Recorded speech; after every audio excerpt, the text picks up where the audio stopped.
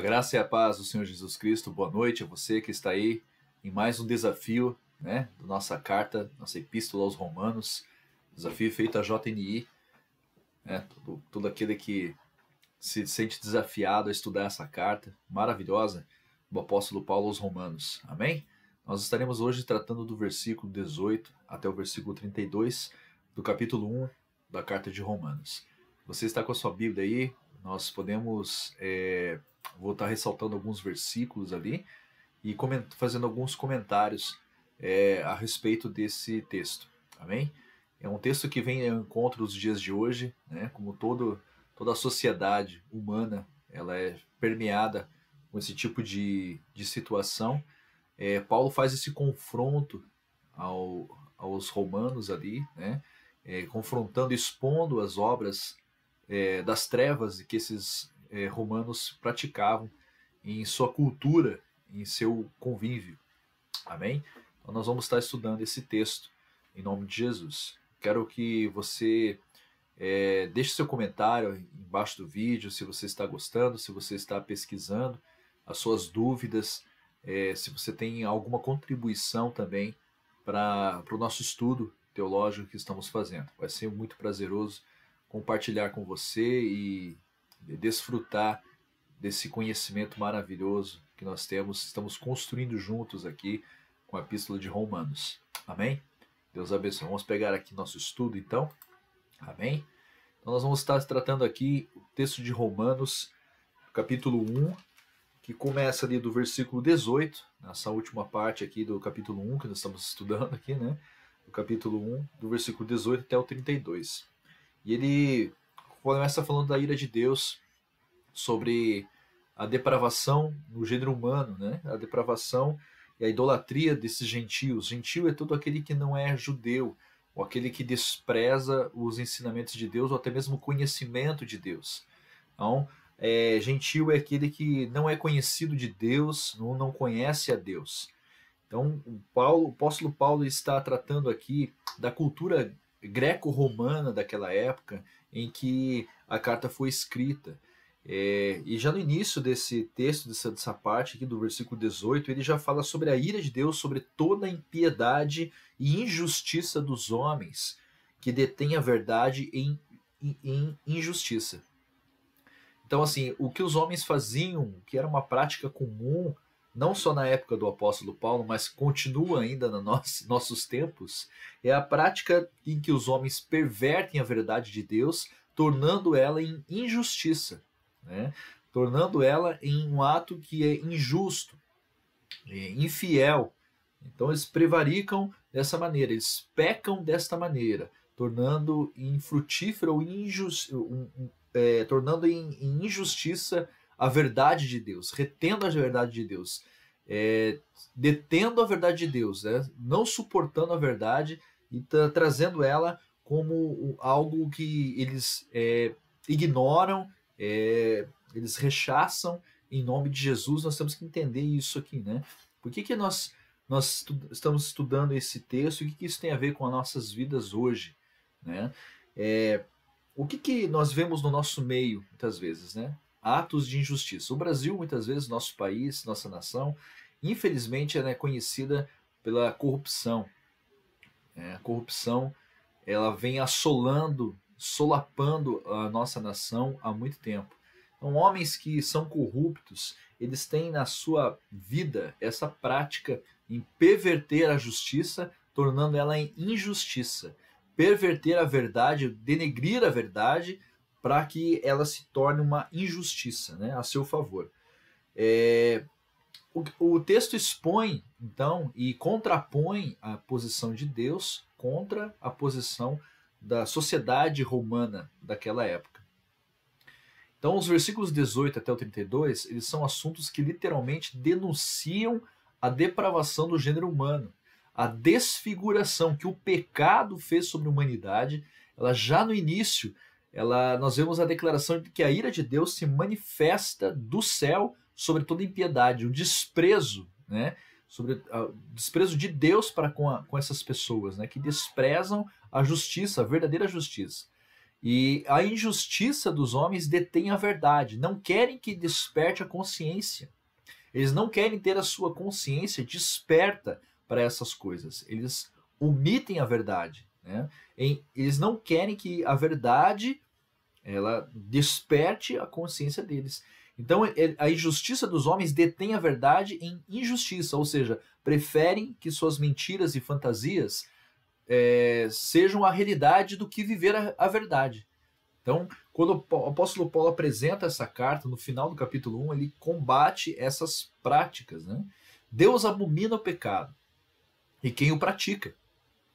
A ira, o ódio de Deus, ele não pode ser abordado aqui, nós temos que tomar esse cuidado, como o ódio humano.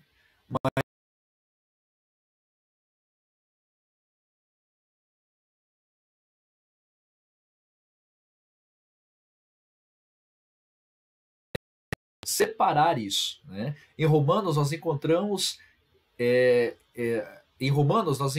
que todos que viverem desprezando a ira de Deus, ainda que o rejeitem, serão entregues às consequências do seu próprio pecado. E esse é o castigo, é a punição em que nós vemos ali, né, no versículo, um pouquinho mais para frente, ali no versículo, deixa eu pegar aqui, no versículo 28, que diz assim, que como eles não se importaram de ter conhecimento de Deus, assim Deus os entregou a um sentimento perverso para fazerem coisas que não convêm. Ou seja, a perversidade humana é o próprio castigo. Então Deus os entregou à própria perversidade deles para que eles fossem punidos por ela, né? Que eles sentissem o gosto do próprio veneno. E essa é a condenação que nós encontramos aqui no capítulo 1 de Romanos, né? Então, Deus ele abomina o pecado e quem o pratica. Não há dissociação. Muitas vezes nós vemos, ouvimos, né, no meio da igreja, Deus ama o pecador e odeia o pecado. Isso não é verdade. Deus odeia o pecado e odeia o pecador porque comete o pecado. Deus não irá separar o pecado do pecador e punir apenas o pecado. Não existe isso. Isso não é possível fazer uma coisa dessa. Deus odeia o pecador porque ele comete o pecado, porque ele pratica o pecado. E a ira do Senhor não é como um ódio nosso, humano. Não é um ódio vingativo, mas é um ódio que é uma reação da sua eterna, maravilhosa santidade em relação ao pecado. Então nós temos que entender isso. O ódio de Deus. O que é o ódio de Deus? É a reação de Deus em relação ao pecado. A idolatria no texto de Romanos, que nós vemos aqui, ela refere-se a tudo que ocupa ou rouba a glória de Deus na vida das pessoas. O texto fala que mudaram a glória de Deus incorruptível, do Deus incorruptível, em semelhança da imagem de homem corruptível. Praticamente é fazer um Deus que lhe agrada. O que os romanos fizeram é justamente isso. Eles constroem um deus, ou eles têm vários deuses, né? O panteão romano é permeado, assim como o grego, é permeado por dezenas, centenas de deuses, né? E esses deuses, nas suas relações entre eles, como se fossem relações humanas, ou seja, deuses casando-se, né, entre eles e tendo filhos que, né, começam a mostrar o aspecto humano. Então os deuses romanos são tão degradantes quanto os próprios romanos, né? Deuses que cometem adultério, deuses que fornicam, deuses que cometem toda prática de injustiça, de imoralidade. Então eles têm deuses para tudo, né? Então tudo que compõe a vida desses deuses é refletido pela vida como eles viviam, né? Ou seja, os deuses romanos refletem o comportamento humano romano. E é isso que nós vemos aqui. Ou seja, a idolatria então dos romanos era justamente isso, fazer que o Deus que lhe agrada, o Deus que não contrapõe com o seu modo de vida, né? Um Deus que realmente não julgue nem condene por seu pecado. Frases do tipo Deus odeia o pecado, mas ama o pecador, este é um dos maiores clichês falsos dentro da igreja. Né? Isso é uma heresia sem tamanho. Né? Deus odeia o pecado e odeia o pecador porque pratica o pecado. Né? A palavra de Deus não diz isso. Ela, pelo contrário, o Salmos 11, do versículo 4 até o 7, revela o amor de Deus e a sua justiça. Nós vemos aqui no Salmo 11, por exemplo, aqui, a atitude de Deus para com o pecado, né? E para com o pecador que pratica o pecado. Então nós vamos ver aqui, Salmo 11, versículo 4 até o 7, diz assim: O Senhor está no seu santo templo, o trono do Senhor está nos céus, e os seus olhos estão atentos, e as suas pálpebras provam os filhos dos homens. O Senhor prova o justo, mas a sua alma aborrece o ímpio e o que ama a violência. Sobre os ímpios fará chover laços, fogo, enxofre e vento tempestuoso. Eis a porção do seu copo. Porque o Senhor é justo e ama a justiça. O seu rosto está voltado para os retos. Então nós vemos nesse salmo aqui o caráter de Deus exposto aqui contra essa frase, que eu não sei de onde surgiu, que Deus odeia o pecado, mas ama o pecador. Isso é uma inverdade. Né? Ele aborrece. Quando a Bíblia diz aborrece, essa palavra aborrece, no hebraico, no grego, ela é traduzida como ódio. Deus odeia aquele que comete pecado. Então Deus odeia o pecado em quem o pratica. Salmo 94, versículo 23, diz o seguinte. Vamos pegar aqui. Nós vamos ver aqui algumas questões em relação ao pecado e à santidade de Deus. Salmo 94, 23. Que diz o seguinte: E fará recair sobre eles a sua própria iniquidade, e os destruirá na sua própria malícia. O Senhor nosso Deus os destruirá. Então esse salmo ele revela também o que acontece com aqueles que pervertem a verdade de Deus, ou que ignoram, ou que desprezam a verdade de Deus e abraçam o pecado.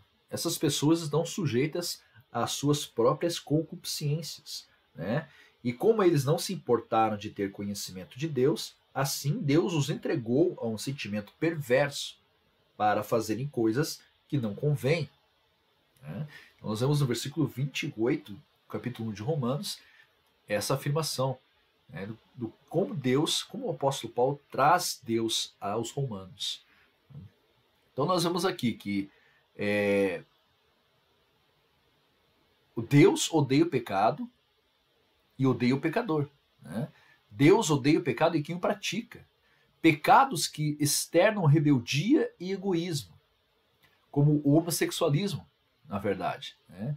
Práticas pervertidas do sexo que Deus criou para o homem e a mulher viverem no casamento, na santidade do casamento, fabricando em suas fantasias toda sorte de impiedade, desprezo pelas leis de Deus e sua santidade. Então nós vemos que Deus, ele rechaça todo o ímpio, aquele que pratica o pecado, e entrega essas pessoas ao seu próprio pecado, às consequências do seu próprio pecado. A palavra os expõe. Paulo, o apóstolo Paulo, traz essa palavra para expor à luz do evangelho todas essas práticas imorais. E diz ainda que são inexcusáveis, ou seja, indesculpáveis e injustificáveis. A sociedade romana era conhecida pela sua promiscuidade. Ela é conhecida pela sua lascívia. O homossexualismo era a prática comum entre a aristocracia, a elite romana. Senadores e cônsules romanos dispunham de escravos e escravas sexuais. Neste caso, a homossexualidade era permitida, enquanto que proibida entre os cidadãos comuns. Festas, incluindo orgias e rituais de fertilidade, também faziam parte da cultura greco-romana. Por isso a necessidade do apóstolo Paulo referenciar essas práticas em sua carta aos cristãos romanos. O alto padrão moral da igreja ele contrastava com a libertinagem cultural romana. E é por isso que Paulo fala, e ele vai falando e relatando algumas das práticas pervertidas dos romanos, para que a igreja que estava ali em Roma não se contaminasse, identificasse rapidamente e coibisse essas práticas. Ou seja, Paulo leva e referencia o alto padrão em justiça dos cristãos em Roma e pede para que eles não se contaminem com isso, né? E depois que o apóstolo Paulo diz o que vai acontecer com essas pessoas que praticam tais coisas, que Deus os entregou a esse sentimento perverso para fazerem coisas que não convêm, ele diz assim, que estando cheios de aí começa toda a relação de práticas que o apóstolo Paulo coloca aqui para que essas práticas não se tornem comuns na igreja. Então, iniquidade, prostituição, malícia, avareza, maldade, cheios de inveja, homicídio, contenda, engano, malignidade, sendo murmuradores, detratores, aborrecedores de Deus, injuriadores, soberbos, presunçosos, inventores de males, desobedientes ao pai e à mãe, nécios, infiéis nos contratos, sem afeição natural, irreconciliáveis, sem misericórdia, os quais, conhecendo a justiça de Deus, os que são dignos de morte, os que tais coisas praticam, não somente as fazem, mas também consente aos que as fazem. Essa prática de todas essas coisas que Paulo fala, né? Ser presunçoso, inventores de males, desobedientes ao pai e à mãe, nécios, loucos, né?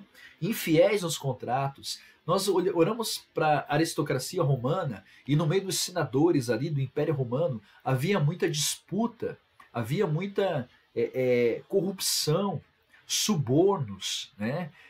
Homicídios, como ele fala, um planejando a morte do outro para ficar no lugar do outro. Então, essa disputa de poder, essa disputa de status, essa disputa que havia entre os romanos, ela era uma prática muito comum, né? Nós vemos todas nos filmes que retratam essa época do Império Romano, nós vemos ali, por exemplo, no filme O Gladiador, nós vemos toda a trama de assassinatos que envolvia ali a aristocracia romana, os cônsules, os senadores, que eram representantes do povo, né, e que lutavam muitas vezes por coisas para o povo. Muitas vezes eles tinham que subornar as pessoas, eles tinham que fazer a sua engenhosidade ali maligna, traçando planos, esquemas, né, de tomada de poder. Então nós vemos que essas coisas eram comuns na prática, nas vidas daquelas pessoas desta época. E o mundo, nesta época, vivia sob o Império Romano. Foi um dos maiores, se não o maior império que surgiu em todo o mundo. Então nós vemos aqui que essas pessoas viviam debaixo desse jugo do pecado. E essas práticas eram veementemente combatidas. Então nós temos que observar que nesse estudo que nós estamos fazendo de Romanos, nós já temos aqui agora o nosso pano de fundo, né? Esse aqui é só o capítulo 1. Nós encerramos aqui nessa parte o capítulo 1 de Romanos, para você ver como nós temos assuntos ainda para tratar. O capítulo 2, ele vai falar sobre já outro assunto, que é sobre a justiça de Deus. Ainda dando continuidade, claro que no primeiro assunto abordado, ele expôs a injustiça dos homens, e agora o apóstolo Paulo, vai falar sobre a justiça de Deus. Então não perca agora os próximos vídeos, que está ficando cada vez mais interessante. Essa linguagem jurídica que nós temos aqui, ela vai se tornar mais comum agora, né? A justiça de Deus é uma linguagem que vai nos levar ao mundo do direito, né? Então nós temos que conhecer alguns termos aqui que serão usados pelo apóstolo Paulo em sua carta aos Romanos. Que Deus abençoe a sua vida, espero ter contribuído com vocês esta aula isso que podemos chamar de aula, né? Essa construção desse conhecimento, que é muito bom, em nome de Jesus. Que Deus abençoe a sua vida. Até um próximo vídeo. Estaremos divulgando aí nos próximos momentos a sequência do nosso estudo de Romanos. Que você possa deixar a sua contribuição a este estudo, seja em forma de vídeo ou em forma de perguntas, nos comentários abaixo. Se você quer enviar um vídeo também, fale comigo, né? Deixa aí o seu comentário embaixo deste vídeo, deixe seu like, seu joinha aí. Que Deus abençoe a sua vida em nome de Jesus. Um abraço.